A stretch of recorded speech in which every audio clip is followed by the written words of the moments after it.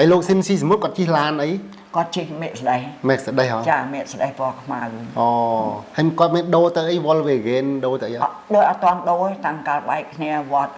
បាយអពតហ្នឹងគាត់អត់តាន់ដូរ គាត់ជិះតែមេស្ដីហ្នឹងឯង ចាជិះមេស្ដីណា បើកឡានតែ2នាក់ចេញមកគ្មានយកអីទេបន្ទាន់ណាហើយមានបញ្ហាតាមផ្លូវទៀតទម្រាំបានមកដល់ទីនេះ លោកអ៊ំអាចរំលឹកមុនព្រឹត្តិការណ៍17មេសាហ្នឹងតើលោកអ៊ំនៅចាំអីខ្លះហើយថ្ងៃនោះលោកអ៊ំអញ្ជើញទៅណាឬក៏បានដឹងរឿងហ្នឹងដែលខ្មែរក្រហមនឹងឈ្នះនឹងទេបាទ ខ្ញុំចេញពីភ្នំពេញហ្នឹងខ្ញុំចេញជាមួយនឹងគ្រូសាស្ត្រហ្នឹងមកជួបជុំគ្នាធ្វើបន់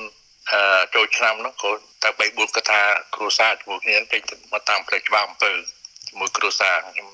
កូនស្រីមួយ លោកអ៊ំតើពេលដែលលោកអ៊ំអញ្ជើញធ្វើដំណើរតាមផ្លូវហ្នឹងទស្សនវិជ្ជាបែបណាដែរហើយលោកអ៊ំបានជួបអ្នកណាខ្លះដែរដែលលោកអ៊ំធ្លាប់ស្គាល់ ពេលចេញមកហ្នឹងមកដល់ចេញមកតាមច្បាប់អំពើមកដល់នៅជ្រោយ7គៀនស្វាយហើយឃើញឡានបងសមុទ្រនៅក្រោមដើមសមុទ្រនៅត្រង់ជ្រោយ7អត់ឃើញគាត់ទេឃើញតែឡានចាក់សោជាប់តាមមេស្ដីគាត់ដូចជាគ្មានជួបអ្នកណាទេ ចំពោះលោកសិនជាសមុទ្រដែលខ្ញុំបានឃើញគាត់គឺឃើញគាត់នៅពេលដែលប្រពន្ធគាត់ឆ្លងទលេទេខ្ញុំអត់ដឹងថាគាត់មកនៅហ្នឹងឯងព្រោះតែដំបូងអ្នកដែលភូមិអស់ហ្នឹងគាត់នៅអ្នកដែលជាលៀនអស់ហ្នឹងគាត់នៅក្នុងវត្តហើយនៅនឹងដើមដេញជាការលមុតហ្នឹងប៉ុន្តែដល់ក្រោយមកមានដេញពិបាកអីគាត់ក៏មានដេញបងប្អូនម្នាក់ឈ្មោះបានថនគាត់ខ្សែបអូកេដែលយកចំអីពេលលេងអីពីប៉ុនអីហ្នឹងគាត់យកបងប្អូនខ្ញុំដែរខ្សែបអូកេហ្នឹងគាត់ស្គាល់ប៉ុន្តែភ្លេងគាត់ស្គាល់សិនជាសមុទ្រស្គាល់អ្នកភ្លេងអីច្រើនគាត់ឃើញក៏គាត់ជួយនិយាយឲ្យមកនៅផ្ទះចិត្តឆ្កាលមុតហ្នឹងក្រោយឆ្កាលមុខតាដេញខាងជើងឆ្កាលមុតហើយ100ម៉ែត្រ200ម៉ែត្រ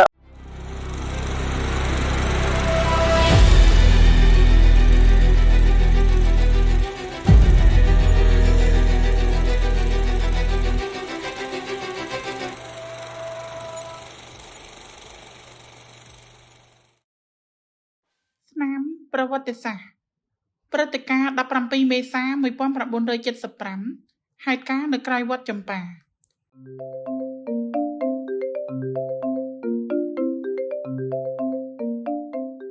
សក្តិទី5ពិភាក្សាសូមបញ្ជាក់ថាពេលសរសេរឬសម្ភាសឬធ្វើអត្ថាធិប្បាយរមែងតួអង្គនិយាយបែកអូហូស្ទឹងម្ដងឆ្វេងម្ដងស្ដាំតាមការនឹកឃើញក៏ទាញភ្ជាប់សេចក្តីភ្លាមជាហេតុនាំបណ្ដាលឲ្យខ្លឹមសារសំខាន់បែកសាច់លហលហាយពិបាកចាប់ន័យជាពន់ពេកម្ល៉េះហើយដើម្បីសម្រួលជូនជននានិជនខ្មែរងាយតាមដានឆាប់យល់ខ្ញុំបានដកស្រង់ខ្លឹមសារនៃคลิปវីដេអូចេញពីអត្ថបទដើមទាំងស្រុងដោយគ្រាន់តែប្រមូលផ្ដុំរៀបចំឡើងវិញតាមលំដាប់នៃសាច់រឿងនីមួយៗប៉ុណ្ណោះពុំមានបញ្ចេញបញ្ចូលសេចក្តីឡើយតទៅទៀតសូមជំនាញជនខ្មែរមេត្តាតាមដានត្រេះរិះពិចារណានិងពិភាក្សាអំពីសក្ខីកម្មនៃសាក្សីតេតងហេតុការណ៍បានកើតឡើងចំពោះលោកស៊ីនស៊ីសមុទ្រនិងលោកស្រីឈឿនអង្គារាពេលត្រូវយោធាខ្មែរក្រហមបណ្ដេញចេញពីគេហដ្ឋាននៅក្រុងភ្នំពេញកាលពីថ្ងៃទី17ខែមេសាឆ្នាំ1975ការស្នាក់នៅបណ្ដោះអាសន្ននៅម្ដុំវត្តចម្ប៉ាភូមិជ្រោយអំពិលឃុំក្បាលកោះស្រុកគៀនស្វាយខេត្តកណ្ដាលព្រមទាំងការបដិឆេទយោធាខ្មែរក្រហមនាំខ្លួនលោកស៊ីនស៊ីសមុទ្រយកទៅមានសេចក្តីដូចខាងក្រោម 1. អ្នករួមដំណើរលីជឿនរំលឹកយកសេចក្តីតាមសម្ភាសលើកទី3ក្នុងន័យថារសៀលថ្ងៃទី17ខែមេសាឆ្នាំ1975ខ្លួនបានទៅជួបអញ្ជើញលោកស៊ីនស៊ីសមុទ្រនិងសមាជិកានៃគ្រួសារខាងលោកស្រីឈឿនអង្គារាសរុបទាំងអស់7នាក់ប៉ុន្តែតាលីជឿនថា6នាក់ព្រោះភ្លេចរាប់កុមារាកូនប្រុសទី1ពីមុខខ្លងទ្វារវត្តព្រែកឯងមកស្នាក់នៅក្រោយផ្ទះវត្តចម្ប៉ាភូមិជ្រោយអំពិលឃុំក្បាលកោះស្រុកគៀនស្វាយខេត្តកណ្ដាលសូមទស្សនាคลิปវីដេអូទី13 ហើយខ្ញុំសូមបញ្ជាក់ណាគ្មានបណ្ណាអាងនេះលើសខ្ញុំណាខ្ញុំប្រាប់ហើយខ្ញុំសូមជំរាបក្បាលខ្ញុំទៅយកគាត់ពីព្រៃឯងមកកុំលឯងខ្លាំងឯងមកអួតថាអញឃើញ គាត់មកនៅផ្ទះអញទេនេះកុំនិយាយមួយខ្ញុំអសោះបាទ បាទ ខ្ញុំម្នាក់គាត់ កាលឆ្នាំ75លោកពូនៅភ្នំពេញឬក៏នៅវត្តច្បារ 75ខ្ញុំនៅវត្តច្បារ កាលហ្នឹងលោកពូអត់ទាន់មកនៅភ្នំពេញទេ នៅទេនៅស្រុកកំណើតទេ អូនៅស្រុកកំណើតទេកាលហ្នឹងលោកពូអាយុប្រហែល ខ្ញុំអាយុ18ឆ្នាំ អូ18ឆ្នាំ បានទៅយកពីឯងមកវត្តច្បារ អូអញ្ចឹងលោកពូជាអ្នកទៅ ទៅយកគាត់បាទ អីសួរតិចហេតុអីបានជាលោកពូស្គាល់គាត់ទៅយកគាត់ ខ្ញុំស្គាល់ខ្ញុំទៅស្គាល់គាត់តាមរយៈដូចជារូបភាពនៅតាមនេះតាមកសែតអ្វីអញ្ចឹងទេមិនបានឃើញផ្ទាល់ទេតែខ្ញុំចំណាំរូបភាពហ្នឹងគឺគាត់ បាទប៉ុន្តែហេតុអីក៏ពេលហ្នឹងលោកពូនឹកឃើញទៅចង់ទៅយកគាត់ ខ្ញុំមិនមានចេះបើគិតទៅខ្ញុំសូមជម្រាបលោកក្មួយបន្តិចដោយសារខ្ញុំឮអ្នកស្រុកម្នាក់បានប្រាប់ខ្ញុំថាអញដូចឃើញសមុទ្រនៅព្រៃឯងខ្ញុំអត់មាត់ទេខ្ញុំក៏នឹកឃើញខ្ញុំទាញកង់ទៅហ្មងខ្ញុំជិះកង់ទៅម៉ោងប្រហែលជា10ជាង 10ព្រឹក 10ព្រឹក ថ្ងៃហ្នឹងថ្ងៃ17មេសា 17មេសាហប់ប្រជាជនគឺមកតាមផ្លូវឆ្លៀលមួយពេញទឹកពេញដីអស់តាមមុខសញ្ញាដែលគេត្រូវទៅណាទៅណាក៏ទៅណាទៅណាក៏ទៅតែដល់ឡែកបងសមុទ្រគឺគាត់មកដល់ព្រៃឯងមកដូចជាមកដុំមកផ្លូវខ្លាំងជាចូលវត្តណាផ្លូវចូលសាលាកន្លែងហ៎ផ្លូវព្រៃឯងខាងចូលវត្តផ្លូវផ្សារមួយផ្លូវផ្សារព្រៃឯងមួយខ្លាំងជាវត្តចូលព្រៃឯងអារត់ផ្សារផ្លូវចូលទៅកន្លែងព្រៃឯង បាទ ខ្ញុំក៏ជិះម្ដងហ្នឹងឃើញគាត់នៅចាំថ្នល់ហ្នឹងខ្ញុំក៏ឃើញគាត់ខ្ញុំថាបងអញមកសម្រាប់កន្លែងហ្នឹងថាហ្នឹងអូនខ្ញុំបងមកសម្រាប់កន្លែងហ្នឹងខ្ញុំថាឡើយចេះបងអាចទៅផ្ទះខ្ញុំទៅផ្ទះវត្តស្ប៉ាគាត់អត់មានអីមួយម៉ាត់ចំទាស់មកខ្ញុំទេគាត់មកទាំងក្រុមគ្រួសារមកក្រុមគ្រួសារគាត់ក្នុងនោះរួមមានប្រពន្ធគាត់អាហួចឈឿនគិរាហ្នឹងណា បាទ ហើយកូនប្រុសគាត់ម្នាក់ឈ្មោះប៊ុនឌីខ្ញុំស្គាល់ឈ្មោះទៀតប៊ុនឌី បាទនឹងកូនគីរ៉ា បាទកូនមុតហ្នឹង អូ កូនមុតមាន2ជាមួយហួច អញ្ចឹងហ៎ បាទទី1គឺប៊ុនឌី ប្រហែលជាលោកពូឃើញ ឃើញអាយុបាទតែក្នុង2ឬ3ឆ្នាំទេ អូ2 3ឆ្នាំឯណោះ បាទនឹង2ហើយនឹងទី3គឺម៉ែក្មេងគាត់ម៉ែក្មេងមុតណា បាទ ទី4គឺមីងនេះត្រូវជាប្អូនរបស់ម៉ែក្មេងបងមុត អូ ណាហើយនឹង2នាក់ទៀតគឺប្អូនថ្លៃប្រុស2នាក់ទៀតអញ្ចឹងវា6នាក់ អញ្ចឹងទី1មានលោកស៊ីនស៊ីសមុទ្រ បាទ អ្នកស្រីឈឿនគីរ៉ាហើយកូនគាត់ទាំងពីរ បាទកូនមួយអត់ចង់កើតទេកូនប្រុសមួយអាយុកូនមួយទៀតអត់ចង់កើតទេតែកូនរងថ្ងៃដែលមានហ្នឹងគឺកូនប្រុសមួយឈ្មោះប៊ុនឌី លោកពូទៅហ្នឹងឃើញតែកូនមួយហ្នឹង ឃើញកូនមួយទេទៅយប់ថ្ងៃ17បានកើតមួយទៀតបាន2 ប៊ុនឌី បាទ អានោះមានស្តៀងមុតហ្នឹង ហើយម្ដាយក្មេងគាត់ បាយគាត់ហើយប្អូនបាយគាត់ម្នាក់ទៀតហើយប្អូនថ្លៃគាត់2នាក់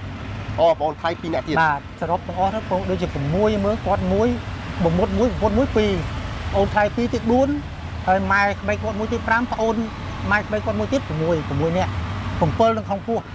និយាយពីត្រឹមព្រៃឯងសិន បាទ គាត់មកទៅខ្លួនគាត់មកដល់ត្រឹមព្រៃឯងណា បាទ ហើយខ្ញុំបានតែឃើញគាត់ព្រៃឯងខ្ញុំក៏អញ្ជើញគាត់ថាបងទៅផ្ទះខ្ញុំគាត់ក៏មកតាមខ្ញុំរហូតមកកាត់តាមប្រតិបត្តិចូលមកផ្ទះខ្ញុំតែម្ដងថ្ងៃ17ហ្នឹង សិបប៊ុនលឺខាវថងញ៉ុតប្រហែលម៉ោង15រសៀលលោកស៊ីនស៊ីសាមុតបានឆ្លងស្ពានជ្រោយអោងឬស្ពានព្រះមុនីវង្សបន្តដំណើរតាមផ្លូវជាតិលេខ1ទៅដល់វត្តនិរោធរាំងសីពេលប្រលប់ម្ល៉េះហើយលោកស៊ីនស៊ីសាមុតត្រូវសម្រាកនៅវត្តនិរោធរាំងសីមួយយប់សិនភ្លឺស្រាង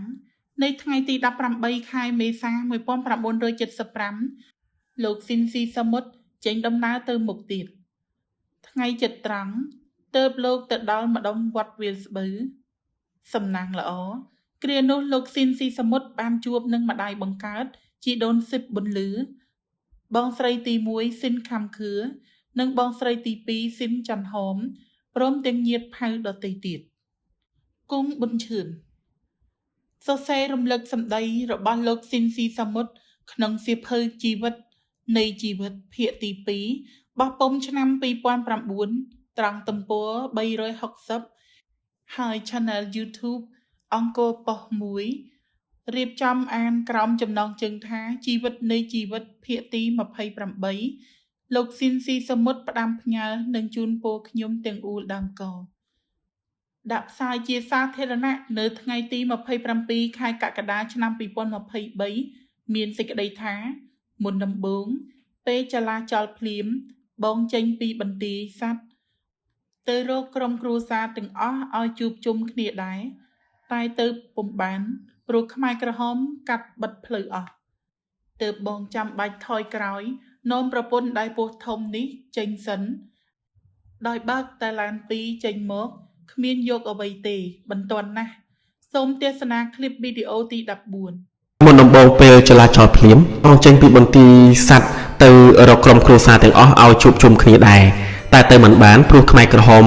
កាត់បិទផ្លូវអស់ទើបបងចាំបាច់ថយក្រោយនាំប្រពន្ធបងដែលពោះធំនេះចេញសិន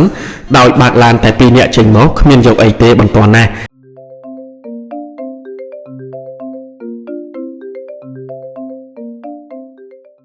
សូមជន់នេះជនខ្មែរពិនិត្យភាពខុសគ្នារវាងសក្ខីកម្មតាលីជឿនជីដូនសិបប៊ុនលឺជីដូនខៅថងញុតនិងតាគង់ប៊ុនជឿនដោយតារាងខាងក្រោមទី1ថ្ងៃទី17ខែមេសា1975យោងតាមលោកលីជឿនគឺទីតាំងវត្តព្រែកឯងយោងតាមជីដូនសិបប៊ុនលឺនិងជីដូនថងញុតនៅម្ដុំវត្តនៃរោតរឹងសី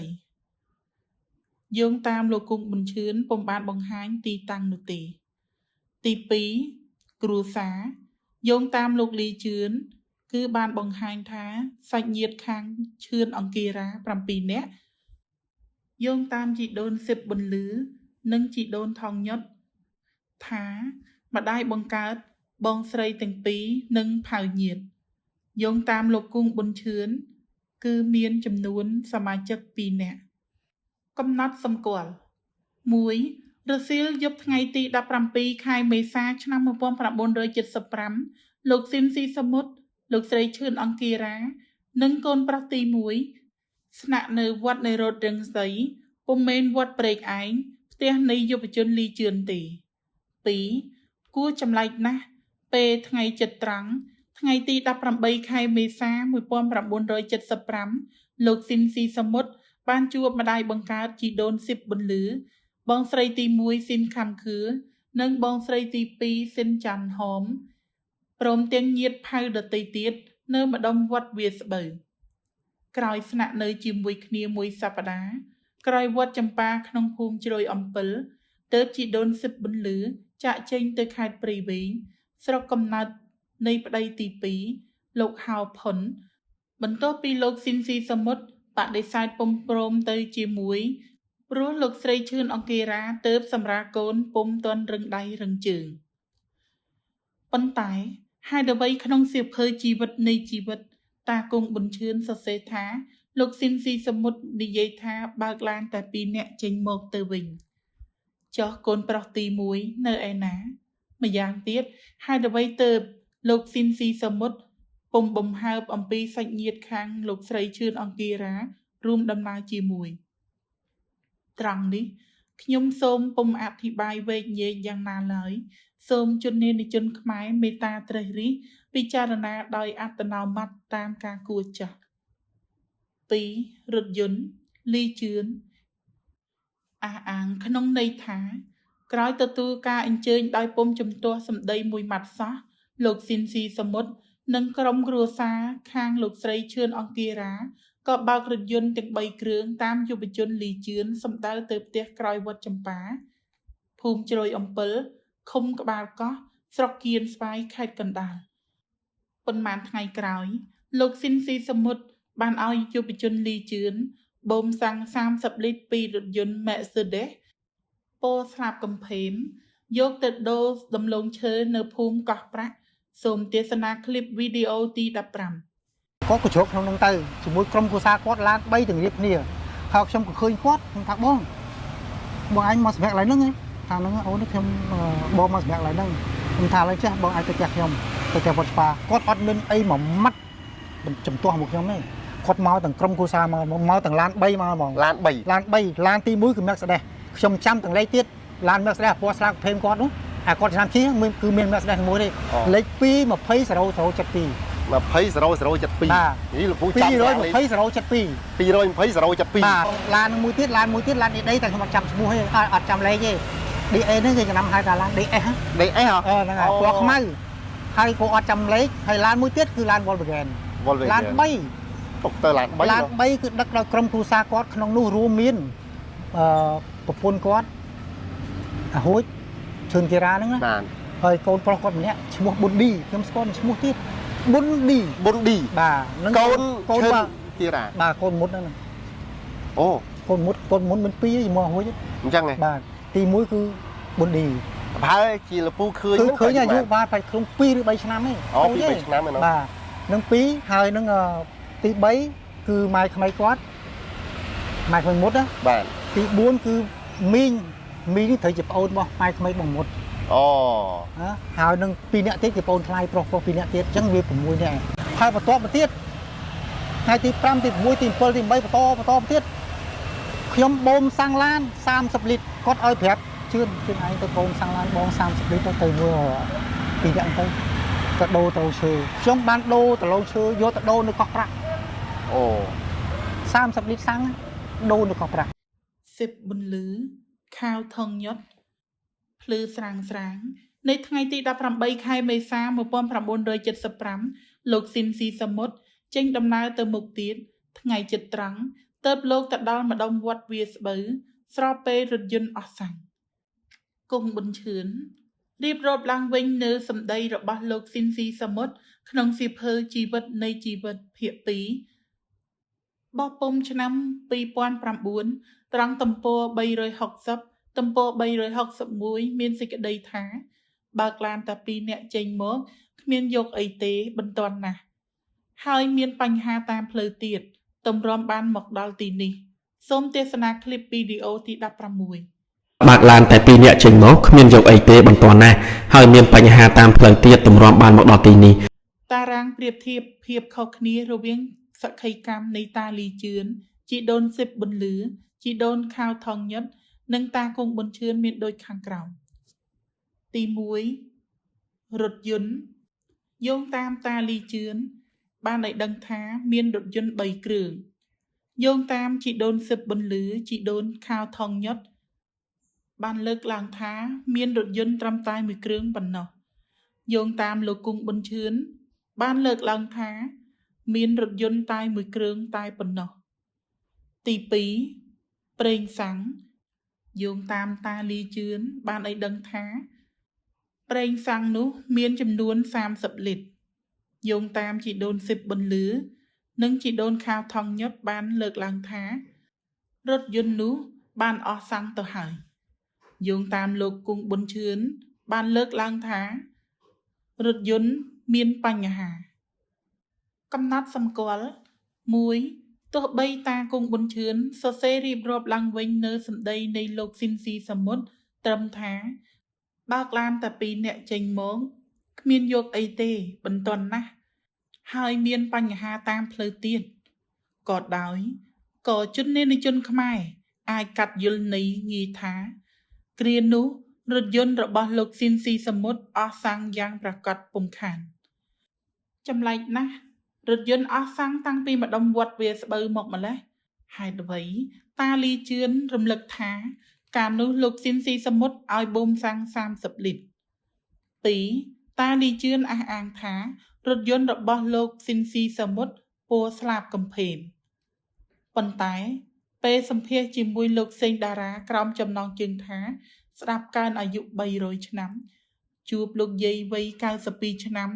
នៅផ្ទះជួបលោកស៊ីនស៊ីសមុទ្ររំលឹករឿងរ៉ាវនានាភរិយាទី1ទី2ដាក់ផ្សាយសាធារណៈកាលពីថ្ងៃទី20ខែកញ្ញាឆ្នាំ2025ដូនតិចហៀកអតីតអ្នករស់នៅជាប់របងភូមិគ្រឹះសុប្រាតនិងជិតស្និទ្ធបំផុតជាមួយគ្រួសារនៃលោកស៊ីនស៊ីសមុទ្រកាលពីទសវត្ស60 70បានរំលឹកច្បាស់ក្នុងន័យថា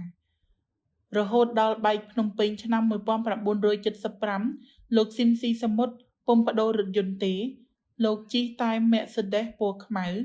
សូមទស្សនាคลิปវីដេអូទី17ហើយលោកស៊ីនស៊ីសមុទ្រគាត់ជិះឡានអី គាត់ជិះMercedes ហ៎ ចា Mercedes ពណ៌ខ្មៅ អូហើយគាត់មានដូរទៅអី Volkswagen ដូរទៅអីដូចអត់តាន់ដូរតាំងកាលបែកគ្នាវត្តបាយអពតហ្នឹងគាត់អត់តាន់ដូរគាត់ជិះតែ Mercedes ហ្នឹងឯងចាជិះ Mercedes ណា3ចំណតលីជឿនបញ្ជាក់ក្នុងន័យថាពេលទៅដល់លោកស៊ីនស៊ីសមុទ្រនិងគ្រួសារបាននាំគ្នាចតរថយន្តទាំង3គ្រឿងក្នុងបរិវេណគេហដ្ឋានរបស់ខ្លួនសូមទស្សនាคลิปវីដេអូទី18 និយាយពីត្រឹមព្រៃឯងសិនគាត់មកទៅខ្លួនគាត់មកដល់ត្រឹមព្រៃឯងណាបាទហើយខ្ញុំបានតែឃើញគាត់ព្រៃឯងខ្ញុំក៏អញ្ជើញគាត់ថាបងទៅតែខ្ញុំគាត់ក៏មកតាមខ្ញុំរហូតមកកាត់តាមប្រតិបត្តិចូលមកផ្ទះខ្ញុំតែម្ដងថ្ងៃ17ហ្នឹងទៅទាំង3ឡានទៅទាំង3ឡានហើយឡាននឹងបើកបានអត់ឡានបានអត់ទាន់សាំងទេចាំតិចខ្ញុំនិយាយហើយឡានគាត់ចូលក្នុងផ្ទះខ្ញុំទៅហើយគាត់ក៏ឡើងលើផ្ទះទៅអញ្ចឹងកន្លែងនេះគឺជាទីតាំងដែលលោកពូនាំលោកស៊ីនស៊ីសមុទ្រនិងគ្រួសារគាត់បានមកដល់ទីនេះឥឡូវឲ្យលោកពូណែនាំបន្ថែមកន្លែងចតឡានកន្លែងអីបាទឥឡូវលោកពូទៅបង្ហាញកន្លែងចតឡានកន្លែងណាខ្លះលោកពូបាទ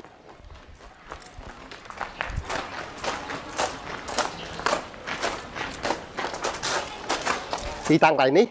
ទីតាំងកន្លែងនេះគឺជាកន្លែងចតឡានរបស់មុត3ឡានអញ្ចឹងឡានគាត់មាន3មកដល់ចតកន្លែងហ្នឹងណោះចតឡើងហ្នឹងចតដង្ហែគ្នាទី1គឺឡាន Mercedes លេខ220 072ខ្ញុំចាំតលេខទាំងមួយទេក្រោយមកទៀតគឺឡាន DS ពណ៌ខ្មៅហើយឡានមួយទៀតគឺឡាន Volkswagen គឺចតទៅហ្នឹងចតមកជួរហ្នឹង3ឡានហើយគាត់ឡើងទៅសម្រាប់នៅលើផ្ទះខ្ញុំទៅបួជុំសេរីប៉ុន្តែ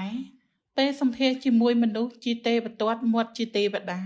រិនឆោមវីរៈហៅវីរៈវរនីកាលធ្វើអ្នកអត្ថាធិប្បាយនិងសម្ភាសនៃក្រុមព្រះសូរិយា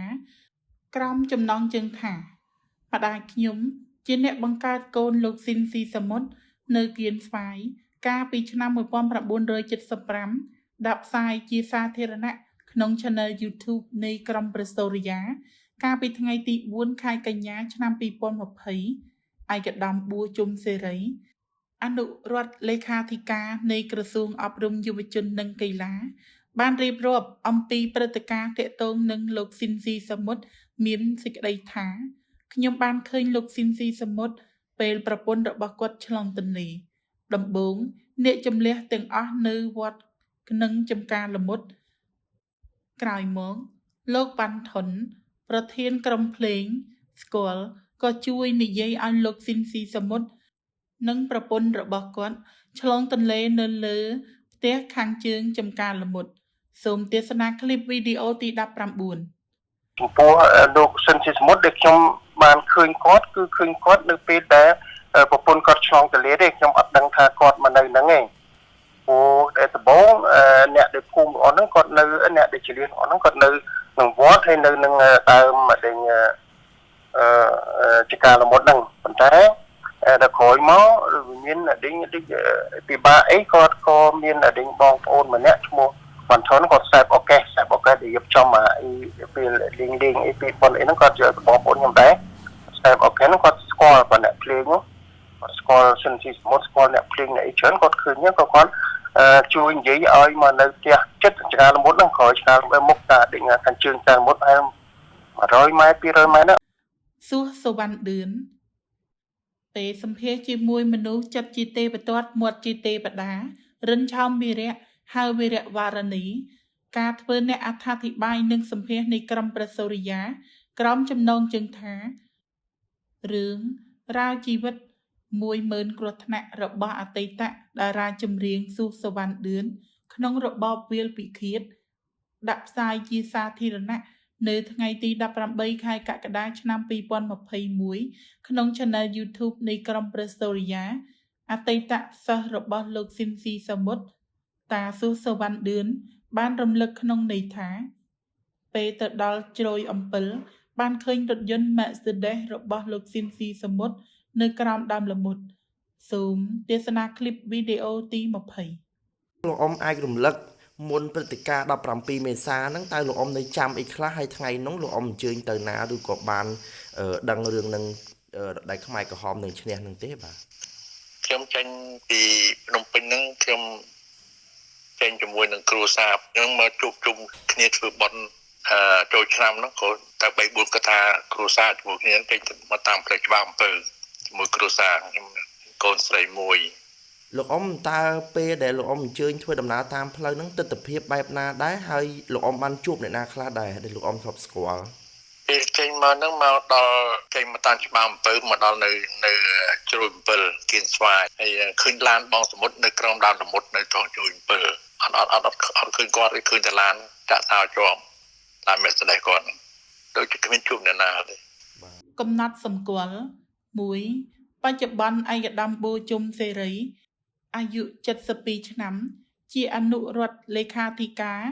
នៃក្រសួងអប់រំយុវជននិងកីឡានៅថ្ងៃទី17ខែមេសា1975យុវជនបូជុំសេរី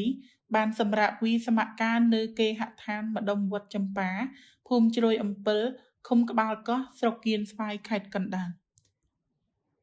2. តាមសក្ខីកម្មរបស់ឯកឧត្តមបូជុំសេរី